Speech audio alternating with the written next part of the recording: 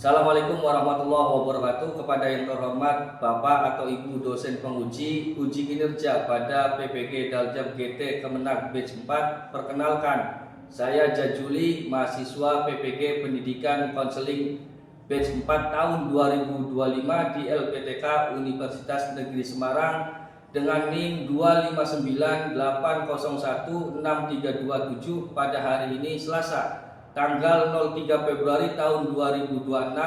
Saya akan melaksanakan praktek pembelajaran bimbingan konseling klasikal penilaian uji kinerja di MTS Ulpa Pranggong kelas 9 dengan materi stres dan cara mengatasinya. Terima kasih, selamat menyaksikan. Assalamualaikum warahmatullahi wabarakatuh.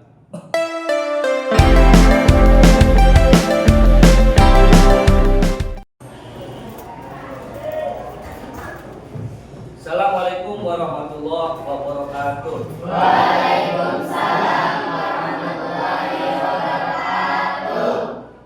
Bagaimana kabarnya anak-anak hari ini? Baik. Sudah sarapan? Sudah. Kondisinya sehat? Sehat. Ya. Sebelum memulai belajar, seperti biasa, kita berdoa dulu. Untuk ketua kelas, silakan bimbing doa di depan. Sebelum belajar, marilah kita berdoa. Berdoa mulai. Bismillahirrahmanirrahim. Rabbi zidni ilman warzuqni fahman.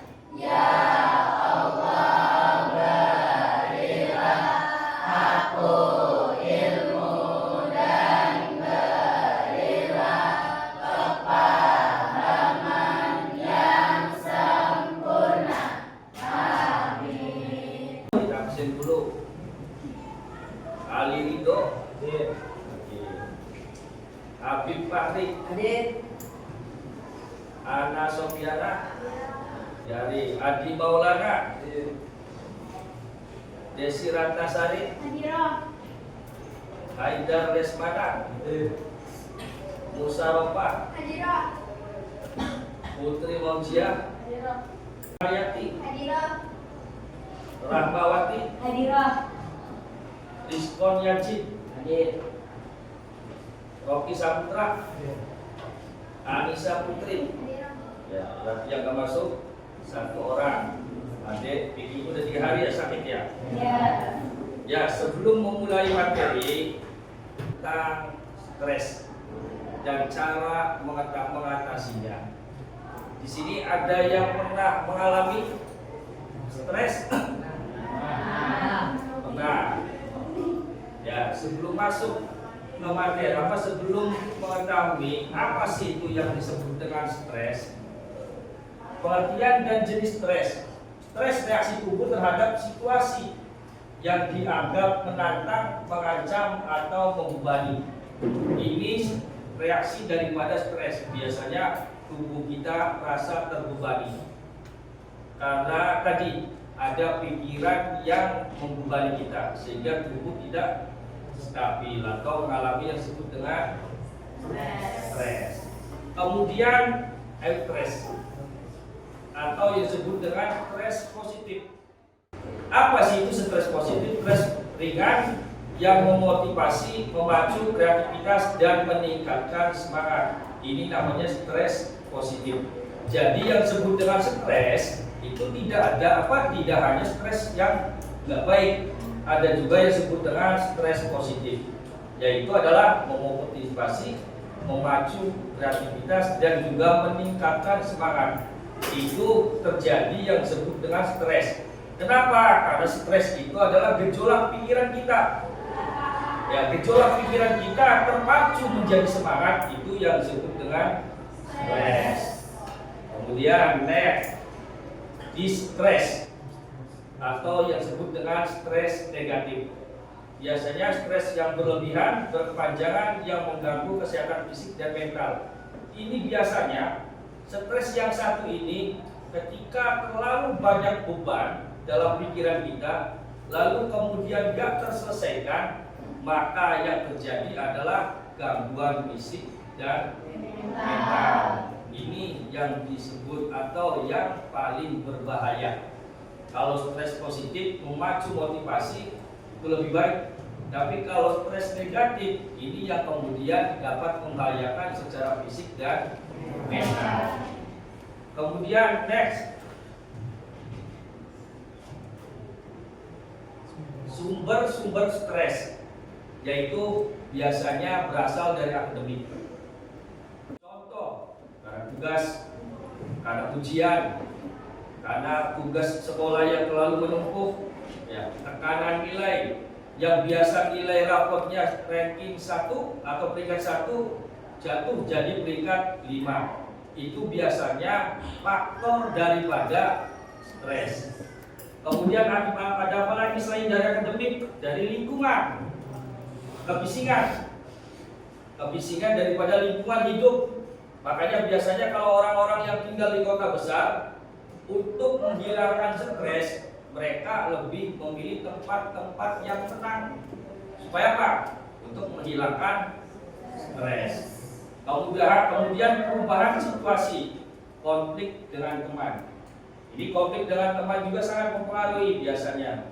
Bertengkar dengan teman, nggak nyambung dengan teman, itu jadi beban pikiran, lalu kemudian timbul yang disebut dengan stres. Kemudian secara fisiologis, kurang tidur, masa remaja, atau pubertas, atau kurang gizi. Nah, biasanya yang suka begadang, yang suka nongkrong, yang kalau tidur pagi itu biasa atau bisa menyebabkan terjadinya stres dalam pikiran kita. Kemudian next, pikiran, berpikir negatif. Makanya kalau kita yang sering berpikir negatif terhadap sesuatu hal, itu akan berdampak kepada pola pikir kita. Kenapa? Karena pikiran kita negatif terus, tidak pernah berpikir positif. Maka penting kemudian kita harus menjaga pola pikir kita supaya kita berpikir positif, berpikir jernih, dan terhindar dari yang namanya stres negatif. Kemudian perfeksionis, kemudian cemas yang berlebihan. Ini biasanya yang ada kelainan. Sedikit ada masalah, cemas, kemudian dipikirkan, akan timbul dan berdampak kepada pikiran kita dan akan berdampak juga kepada kesehatan kita. Next, tadi sumber daripada stres. Sekarang gejala. Kalau sudah kena gejala dalam stres, pikiran kita sudah stres, itu biasanya apa yang dirasakan? Sakit kepala, terus susah tidur, atau disebut dengan insomnia, terus penurunan berat badan, lelah, kronis, ada lagi malas belajar. Itu juga daripada gejala stres. Kurang semangat, yang biasanya semangat jadi lemes, lesu, itu juga daripada gejala-gejala stres. Ya. Next, tadi fisik. Sekarang secara psikologis atau emosional. Orang kalau pikirannya sedang stres, biasanya apa yang dirasakan? Sedih. Gak mungkin orang stres negatif kemudian tertawa-tawa. Kalau tertawa-tawa berarti emang dia stres atau orang gila. Mudah marah, biasanya sentimen atau yang disebut dengan apa namanya itu persepsi. Ada orang ngomong seperti ini, marah. Ada orang yang berkata seperti itu, marah. Biasanya makanya kalau orang yang sedang stres pikirannya, biasanya itu cepat marah. Kemudian cemas dan juga kehilangan minat. Kehilangan minat apa saja? Pasti yang ada di sini, kalian yang ada di sini itu pernah mengalami yang dimaksud dengan stres, kehilangan minat, belajar juga menurun, itu dampaknya atau gejalanya. Terus kemudian apa lagi? Main juga kurang semangat. Terus apa lagi? Ada yang bisa kasih contoh lagi? biasanya kalau udah kena stres apa? Malas ngapa-ngapain, kan gitu. Ya, itu gejala stres. Kemudian dari perilaku. Kalau tadi dari psikologis, sekarang dari perilaku, yaitu sulit konsentrasi. Makanya kalau orang lagi banyak pikiran atau stres, biasanya sulit sekali untuk konsentrasi, sulit untuk fokus belajar, sulit untuk fokus terhadap hal-hal yang harus dipikirkan. Kemudian menarik diri. Menarik diri ini biasanya apa? Enggan untuk bergaul dengan temannya. Kenapa? Karena pikirannya lagi stres atau lagi banyak masalah atau banyak pikiran. Kemudian nafsu makan berubah. Ya, biasanya makannya lahap karena lagi banyak pikiran atau stres. Akhirnya apa? Nafsu makannya berkurang. Itu yang disebut dengan gejala stres. Next. Nah, sekarang cara mengatasi dan mengelola stres. Bagaimana sih Pak cara supaya pikiran kita tidak stres? Supaya pikiran kita kemudian tidak terganggu? Yang pertama yaitu adalah manajemen waktu. Mengatur jadwal belajar dan istirahat agar tidak kewalahan. Ini bagi anak-anak yang kegiatannya banyak di sekolahnya. Jadi harus pandai-pandai memanage waktu. Kalau tidak pandai memanage waktu, maka apa yang akan terjadi? Kita akan stres. Kemudian next, aktivitas fisik dan nutrisi. Ini penting. Kenapa kita harus banyak olahraga?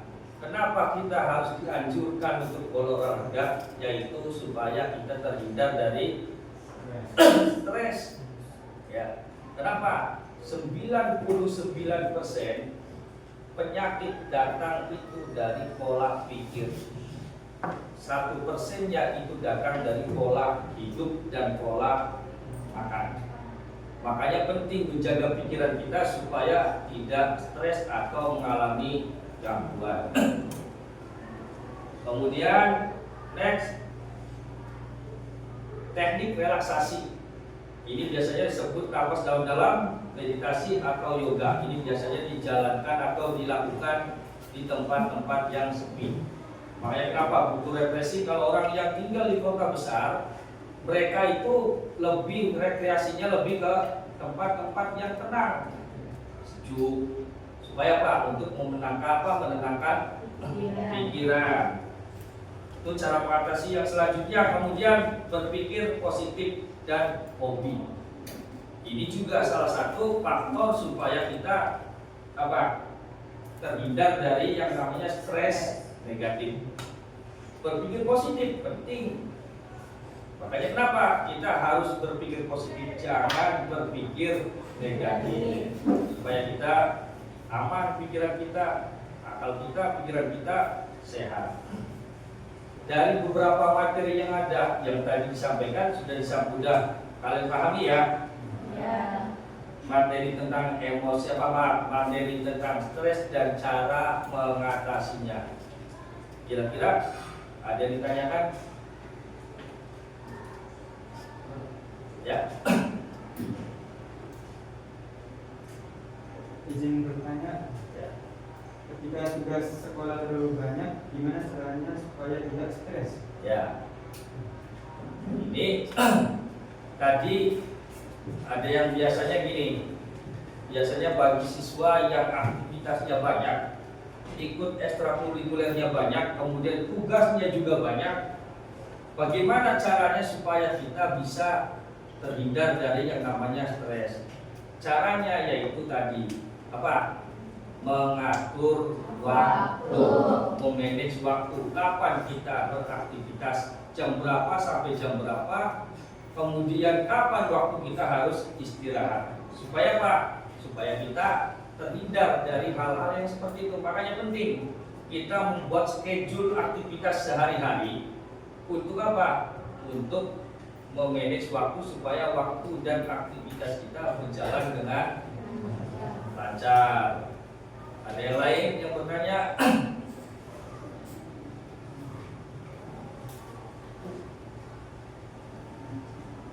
Ada lagi? Ya. Izin bertanya, bagaimana cara mencegah stres? Juga stres. Pernah mengalami stres? Pernah. Apa permasalahannya? Banyak tugas sehingga membebani pikiran. Ya, ketika kalian mengalami hal yang seperti itu, tugas sekolah tumpuk, tugas sekolah banyak, tugas belum yang lainnya juga, tugas dari orang tua, tugas dari apa lagi, tumpuk dan banyak yang harus kalian kerjakan dalam waktu singkat. Maka gimana caranya supaya kita terhindar dari hal-hal yang seperti itu? Caranya adalah tadi mengatur aktivitas kita atau memanage aktivitas kita. Ya, contoh tugas ini harus dikerjakan besok. Berarti malam harus kita siapkan, harus kita kerjakan, harus kita selesaikan. Itu supaya kita terhindar dan tidak terlalu numpuk dalam mengerjakan tugas ini. Biasanya kalau anak-anak yang seperti itu biasanya itu anak yang selalu menunda-nunda tugas dan pekerjaan. Dikasih tugas oleh guru, nanti mengerjakannya. Dikasih tugas oleh orang tua, disuruh oleh orang tua, nanti ngerjainnya. Sehingga apa? Sehingga banyak tugas yang harus dikerjakan, tetapi kita kemudian tidak mampu mengerjakannya. Kenapa? Karena kita tidak pandai dalam mengatur waktu, tidak pandai mengatur manajemen atau manajemen aktivitas kita sehari-hari. Ada lagi yang tanyakan materi pagi hari ini? Tidak ada? Kalau tidak ada, kita evaluasi atau yang disebut dengan aktivitas siswa. Satu, membuat jurnal harian emosi. Jadi nanti kalian buat jurnal harian emosi, kemudian mengidentifikasi sumber stres pribadi dan membuat rencana tindakan action plan untuk mengatasinya. Kemudian yang terakhir, bahan ajar ini menentukan bahwa stres adalah bagian wajar, namun perlu dikelola agar tidak mengganggu tumbuh kembang siswa. Materi ini memang perlu. Kenapa? Karena setiap orang pasti mengalami stres. Setiap orang pasti mengalami masalah. Setiap orang pasti mengalami problem. Setiap orang pasti mengalami hal-hal yang seperti itu. Gak ada orang yang hidup di dunia ini tidak mengalami yang disebut dengan stres. Ya, pasti semuanya mengalami, pasti semuanya juga merasakan hal-hal yang seperti itu. Maka ini perlu caranya mengidentifikasi jenis stresnya apa, kemudian apa yang menyebabkan kemudian kita menjadi stres, apa kemudian solusinya. Itu tugas pada pagi hari nanti. Tugasnya sudah Bapak siapkan dan nanti Bapak kasih waktu 15 menit kalian kerjakan dan nanti hasilnya kalian presentasikan tiap kelompok. Saya bagi menjadi 4 kelompok ya. 4 kelompok, kelompok 1, kelompok 2, kelompok 3 dan kelompok 4. Nanti silakan dikerjakan ya, diidentifikasi jenis apa, jenis stresnya apa, kemudian juga cara mengatasinya bagaimana. Untuk tugasnya ada ditanyakan dulu. Untuk tugasnya sudah paham? Sudah. Materinya ada yang tanyakan lagi, sudah paham semua? Sudah. Ya. Kalau sudah, berarti adalah tinggal kalian kerjakan tugasnya. Ini kelompok 1.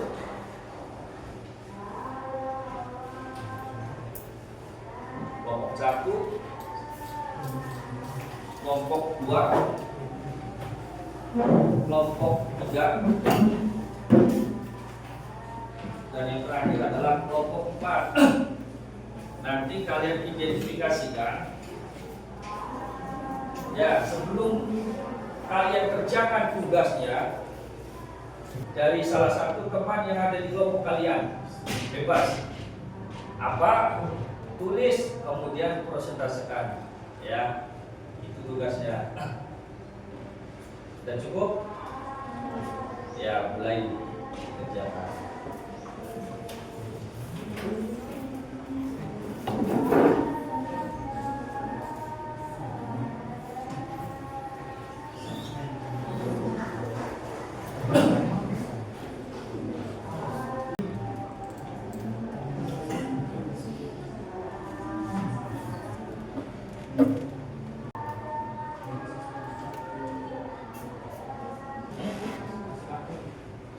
Nah, itu nanti hasil akhirnya kalian presentasikan. Waktunya habis. Sekarang dari tiap-tiap kalian dan tiap-tiap kelompok nanti membacakan hasilnya. Kira-kira apa? Ya, boleh berdiri. Kelompok 1 yang membacaannya silakan. Identifikasi atau politik stres,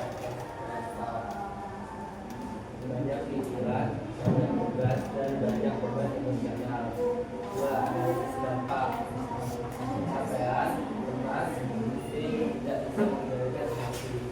Solusi dan manajemen stres, dengan mengatur cara mengatasi, istirahat bersyukur, dan kurangi bermain HP. Kedua, sudah siap? Nomor 2.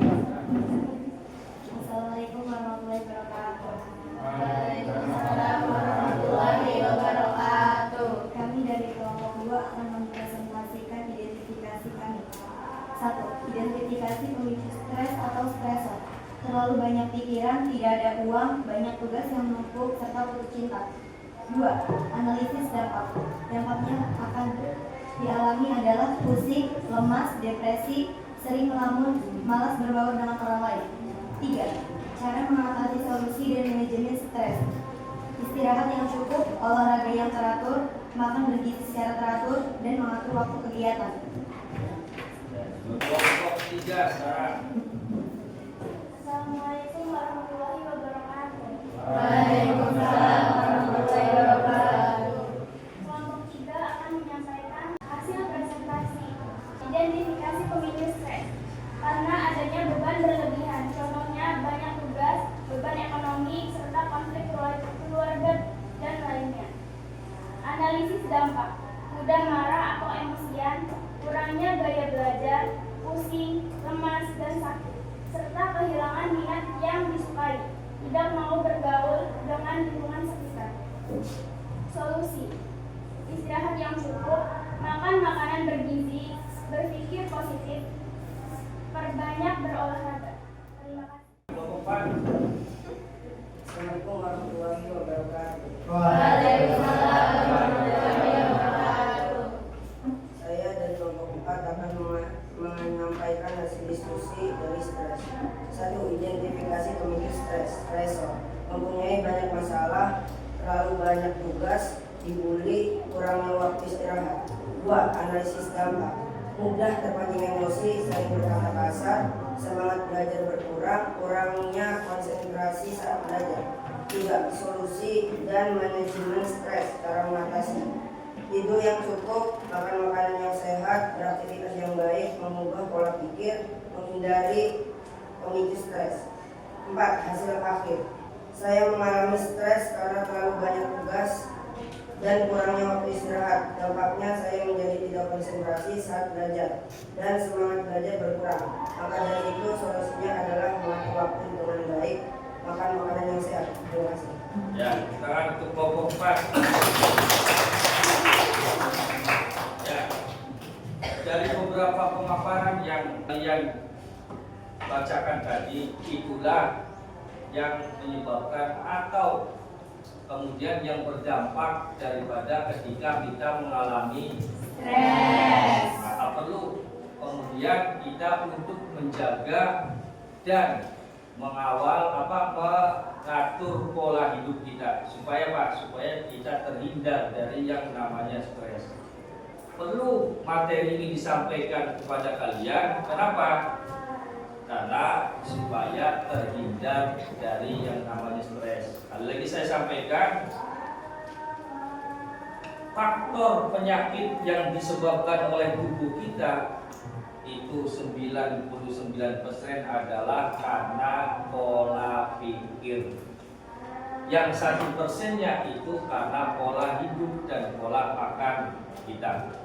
Jadi sangat amatlah penting kita untuk selalu menjaga pikiran kita supaya tidak stres. Jadi ketika kalian sudah mempelajari yang namanya materi stres dan cara mengatasinya, berarti kalian harus sudah mampu dan bisa untuk mengatasi pikiran kita yang stres.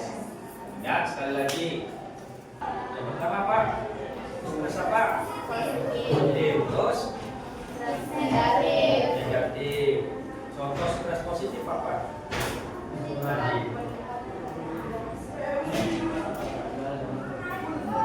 Apa? Masih ingat?